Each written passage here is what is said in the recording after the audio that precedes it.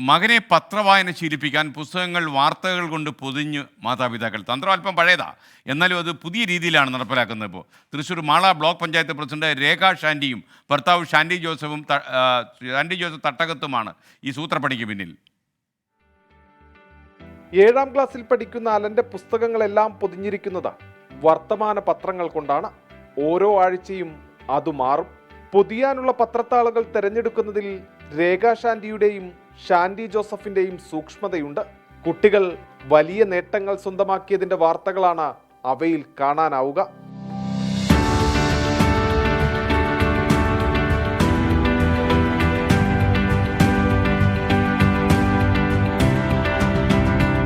Allen പഠിക്കുന്ന വലിയ പറമ്പ് സ്നേഹഗിരി ഹോളി ചൈൽഡ് സ്കൂളിൽ പരീക്ഷണത്തിന് വലിയ സ്വീകാര്യതയാണ്.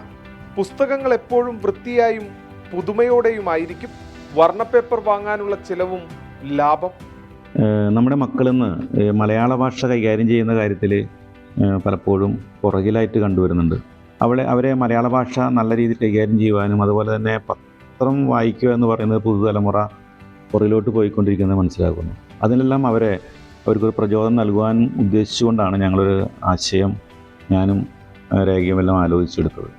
എല്ലാ വിദ്യാലയങ്ങളിലും ഈ രീതി നടപ്പിലാക്കിയാൽ കുട്ടികളിൽ വായനാശീലം വളർത്താനാകുമെന്ന് അലന്റെ മാതാപിതാക്കൾ പറയുന്നു. 24 തൃശൂർ. ലോകത്തെവിടെയായാലും ഏത് സമയത്തും 24 വാർത്തകളും ഓഗ്മെന്റഡ് റിയാലിറ്റി പാക്കേജുകളും എക്സ്പ്ലെയിനറുകളും വിശദമായി കാണാൻ ഞങ്ങളുടെ യൂട്യൂബ് ചാനൽ നിങ്ങൾക്ക് സബ്സ്ക്രൈബ് ചെയ്യാം.